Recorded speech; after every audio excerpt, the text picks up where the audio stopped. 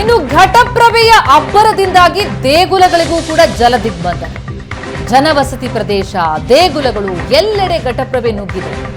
ಉದಗಟ್ಟಿಯ ಐತಿಹಾಸಿಕ ಉದ್ದಮ್ಮ ದೇಗುಲಕ್ಕೆ ನೀರು ನುಗ್ಗಿದೆ. ದೇವಾಲಯದ ಗರ್ಭಗುಡಿಗೂ ಕೂಡ ನದಿ ನೀರು ನುಗ್ಗಿದೆ.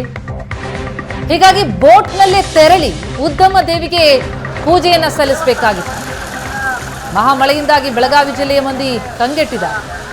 ನಗರ ಪ್ರದೇಶಗಳಲ್ಲೂ ನೀರು, ಮನೆ ಅಂಗಳಕ್ಕೂ ನೀರು, ಧಾರ್ಮಿಕ ಕ್ಷೇತ್ರಗಳಲ್ಲೂ ನೀರು, ಎಲ್ಲ ನೋಡಿದ್ರು ನೀರು. ನಾವು ಗಮನಿಸ್ತಾ ಇದ್ದೀವಿ. ಉದ್ದಮ ದೇವಿಗೆ ಹೋಗಬೇಕು, ದೇವಿಯನ್ನ ದರ್ಶನ ಪಡಬೇಕು ಅಂತಂದ್ರೆ ಬೋಟ್ನಲ್ಲಿ ಸಾಗಬೇಕಾಗಿದೆ. ಐತಿಹಾಸಿಕ ಉದ್ದಮ ದೇಗುಲಕ್ಕೆ ಜಲ ದಿಗ್ಬಂಧನ.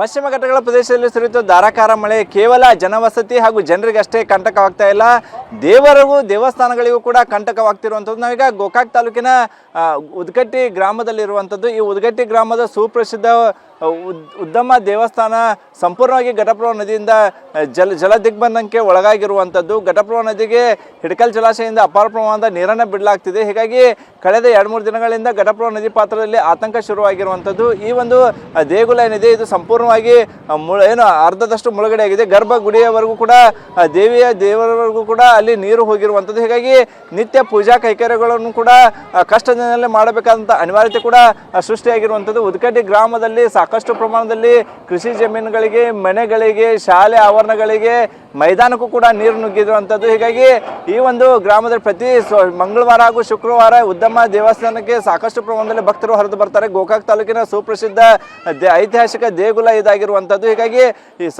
ಕೇವಲ ಗೋಕಾಕ್ ಅಷ್ಟೇ ಅಲ್ಲ, ಬೆಳಗಾವಿ ಜಿಲ್ಲೆ ಹೊರ ಜಿಲ್ಲೆಗಳಿಂದ ಕೂಡ ಈ ಭಾಗಕ್ಕೆ ಭಕ್ತರು ಇರುವಂಥದ್ದು. ಈ ದೇವಸ್ಥಾನಕ್ಕೆ ಬಂದು ಭೇಟಿಯನ್ನು ನೀಡ್ತಾರೆ. ಆದರೆ ಈಗ ದೇಗುಲಕ್ಕೆ ಜಲ ದಿಗ್ಬಂಧನ ಹಾಕಿರೋದ್ರಿಂದ ಭಕ್ತರಲ್ಲೂ ಕೂಡ ಸಾಕಷ್ಟು ನಿರಾಶೆಯೂ ಕೂಡ ಮೂಡಿರುವಂಥದ್ದು. ಪ್ರತಿ ಅಮಾವಾಸ್ಯೆಯೂ ಕೂಡ ದೊಡ್ಡ ಪ್ರಮಾಣದಲ್ಲಿ ಜಾತ್ರೆ ರೀತಿಯಲ್ಲಿ ಇರುತ್ತೆ, ಆ ವಾತಾವರಣ ಇರುತ್ತೆ. ಹೀಗಾಗಿ ನೀವು ದೃಶ್ಯದಲ್ಲಿ ಕೂಡ ನೋಡ್ತಿರುವಂಥದ್ದು ದೇವಸ್ಥಾನ ಪಕ್ಕದಲ್ಲಿರ್ತಕ್ಕಂತಹ ಸರ್ಕಾರಿ ಶಾಲೆಯು ಕೂಡ ಮುಳುಗಡೆ ಆಗಿರುವಂಥದ್ದು. ಸಾಕಷ್ಟು ಕೃಷಿ ಪ್ರದೇಶ ಕೂಡ ಮುಳುಗಡೆ ಆಗಿರುವಂಥದ್ದು. ಇಲ್ಲಿರ್ತಕ್ಕಂಥ ಮನೆಗಳು, ಬಸ್ ಸ್ಟ್ಯಾಂಡ್ ಸೇರಿದಂತೆ ಎಲ್ಲವೂ ಕೂಡ ಜಲಾವೃತ ಆಗಿರುವಂಥದ್ದು. ಹೀಗಾಗಿ ಘಟಪ್ರಭಾ ನದಿಯ ಅವಾಂತರ ಏನಿದೆ ಕೇವಲ ಜನರು, ಜನವಸತಿ ಪ್ರದೇಶ ಅಷ್ಟೇ ಅಲ್ಲ, ಇದೀಗ ದೇಗುಲಗಳಿಗೂ ಕೂಡ ಕಂಟಕವಾಗ್ತಿರುವಂಥದ್ದು. ಹೀಗಾಗಿ ನಮ್ಮ ಜೊತೆಗೆ ಈಗ ಇಲ್ಲಿರ್ತಕ್ಕಂಥ ದೇವಸ್ಥಾನದ ಪೂಜಾರಿ ಅವರು ಇದ್ದಾರೆ, ಅವರನ್ನು ಮಾತಾಡ್ಸೋಣ. ಈಗ ಇಲ್ಲಿನ ಪೂಜಾ ಕೈಕರ್ಯಗಳನ್ನ ಯಾವ ರೀತಿಯಾಗಿ ನೆರವೇರಿಸ್ತಿದ್ದಾರೆ ಅಂತೇಳಿ.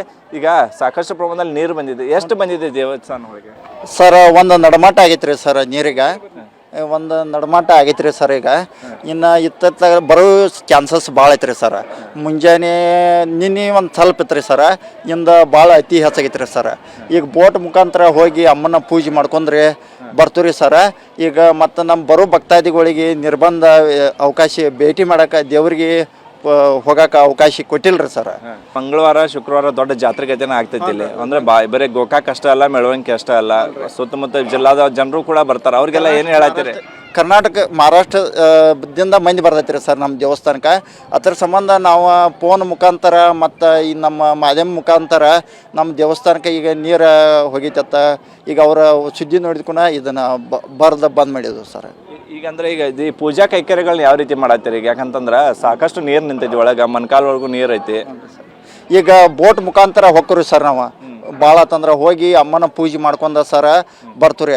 ಹಿಂಗಾಗಿ 19ರಾಗ ಏನಾಗಿತ್ತಂದ್ರೆ ಸರ, ಪೂಜಾ ಕಾರ್ಯಕ್ರಮ ಭಾಳ ಅತಿ ಓರ್ ನೀರು ಬಂದ ಕಾರಣಕ್ಕಾಗಿ ಇಲ್ಲೇ ದಂಡಿಗೆ ನಿಂತ ಮಾಡ್ತಿದ್ವಿ ಸರ.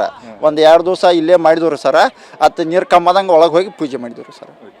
ಇವಿಷ್ಟು ಉದ್ದಮ್ಮ ದೇವಸ್ಥಾನದ ಅರ್ಚಕರು ಹೇಳ್ತಿರುವಂಥದ್ದು. ಸಾಕಷ್ಟು ಪ್ರಮಾಣದಲ್ಲಿ ನೀರು ಬರ್ತಿದೆ. ಭಕ್ತರು ಕೂಡ ಮಳೆಗಾಲ ನಿಲ್ಲುವವರೆಗೆ ಹಾಗೂ ಘಟಪ್ರಭಾ ನೀರು ತಡೆಯುವವರೆಗೂ ಕೂಡ ಬರಬೇಡಿ ಅಂತೇಳಿ ಅವರು ಕೂಡ ಭಕ್ತರಲ್ಲಿ ಮನವಿಯನ್ನು ಮಾಡಿಕೊಳ್ತಿರುವಂಥದ್ದು. ಕ್ಯಾಮರಾ ನರೇಶ್ ಪಟ್ ಜೊತೆ ಅನಿಲ್ ಕಾಜ್ಗಾರ್, ಏಷ್ಯಾನೆಟ್ ಸುವರ್ಣ ನ್ಯೂಸ್, ಬೆಳಗಾವಿ.